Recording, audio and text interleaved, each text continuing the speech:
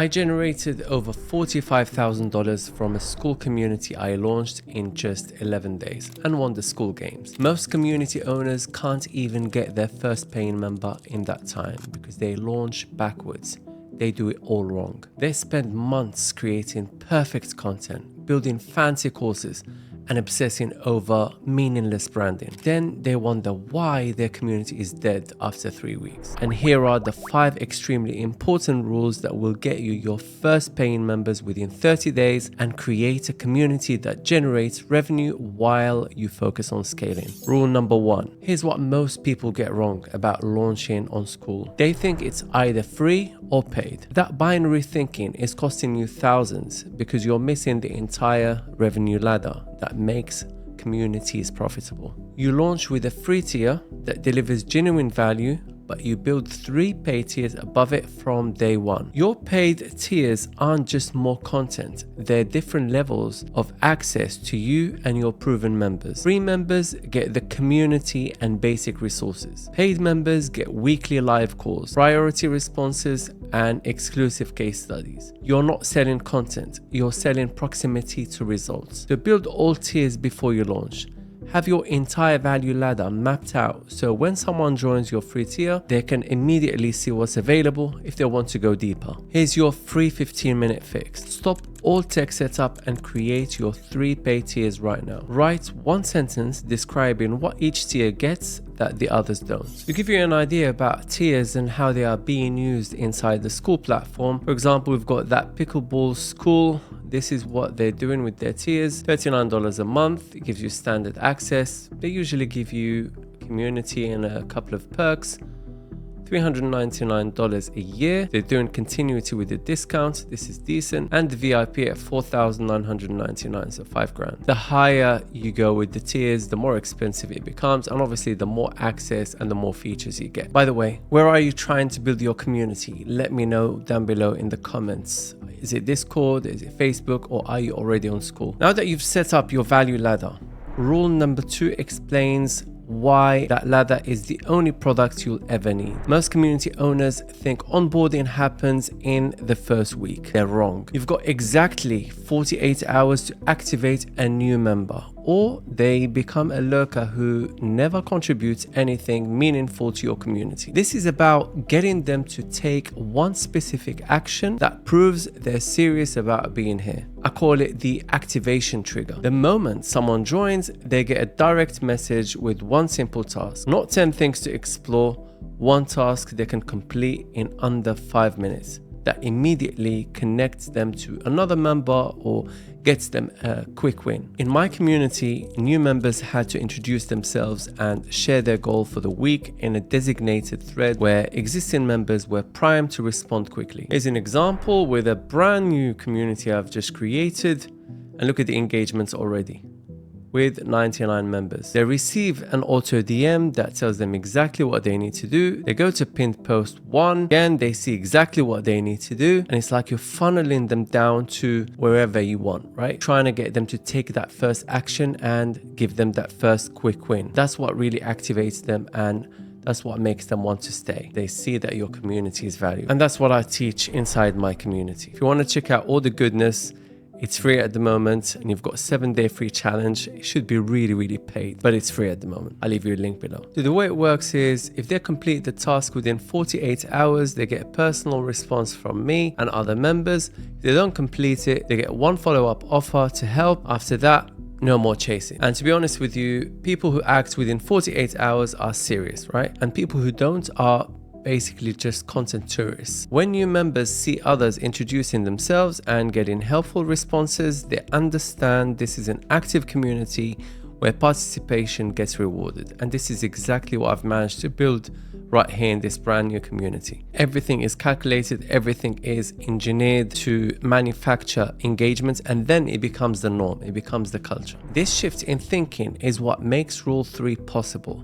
The content formula that gives you back your time. Now, most community owners post content that gets likes, right? But it doesn't drive action. They're optimizing for engagement instead of conversion. And that's why their communities feel busy but don't generate any revenue. In Skool communities especially, content that converts has one job, and one job alone. It moves people closer to upgrading their membership or taking action that benefits the entire community. Content that entertains might get reactions, right? But those reactions don't translate into paying members or valuable community discussion. Conversion content follows a simple formula. You've got problem, solution, proof, community application. So instead of why your SEO is failing, post something like how I used this SEO trick to get 10,000 clicks in 30 days. See the difference? Instead of posting general tips that could work anywhere, post specific strategies that give members immediate wins they can only get inside your community. When a member posts about a breakthrough they achieved using your content, that's worth 10 sales pitches. Why? Because you can use that as a testimonial, social proof, in order to drive more conversion. And then you get a flywheel effect going. Make your content impossible to fully implement without your community's resources and support. When members see your posts get them faster results with your community access, upgrading becomes obvious. So if they're making money with you, they are seeing good ROI, they're gonna stay, right? So your job has to be helping them see results. If you're already seeing the power of these rules and you're ready to stop guessing and start building your community with my direct help, the link to join my free community is in the description below. This is where we implement these rules step by step. Now here's rule number 4. Now let's cut to the chase and talk about community engagements. Here's the lowdown. Most owners think posting content daily will keep their community alive. They're wrong. Daily content without a response system creates dead communities where the owner talks to themselves while members scroll past in silence. Daily engagements formula isn't about posting more.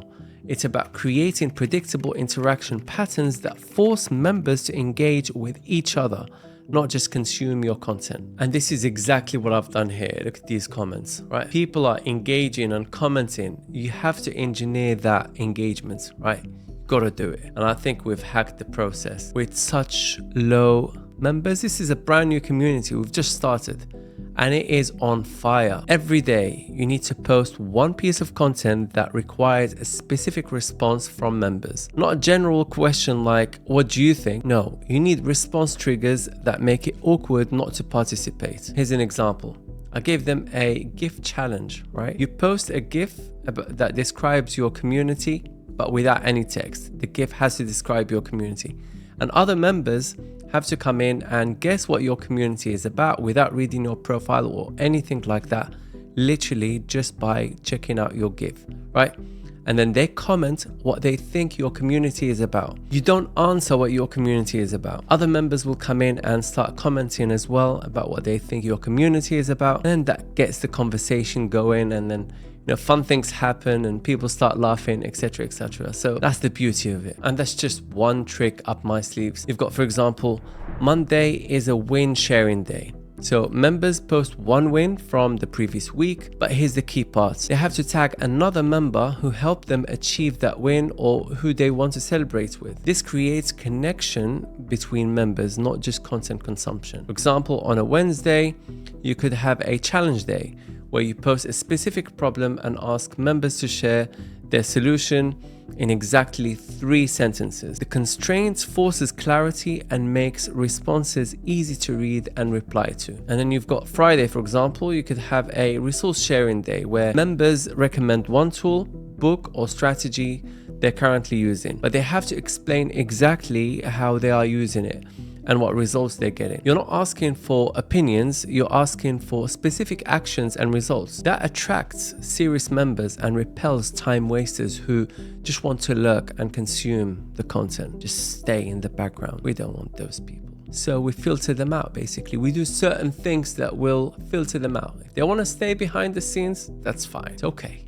Fine by us. It's literally their loss. But then again, different people like to learn in different ways. But what I find is people that stay in the background, they don't tend to learn as fast and they don't tend to see results as fast. One other thing, respond to engagements within 4 hours during your first month. This is key. This trains members that participation gets rewarded immediately. After 30 days, you can reduce frequency, that's fine. But those first 30 days establish the culture. And to show you that I'm not just saying it, I'm actually doing it. And this is how I'm seeing results. Check this out. See, every single post you'll find me either posting or commenting. I'm literally on it, right? Look at that. I am there in every single post. And check this out. When I first implemented this daily engagement formula, our daily active user rate jumped from 42% to 102%. And that's in the first month, not even the first month. The active members rate is one of the most important metrics for engagement, so you need to keep an eye on it. Now, most community owners launch with enthusiasm, right? And hope their members will figure out how to engage.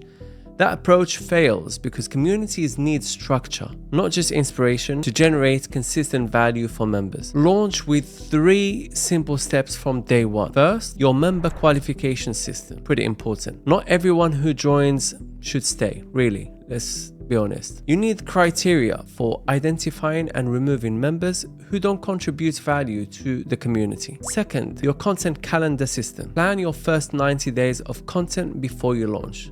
Okay, alright, maybe first 30 days. Know exactly what you're posting, when, and what response you expect from each post. This prevents the panic posting that kills engagement. If you're just panicking, oh my god, they're not engaging, let me post more and more.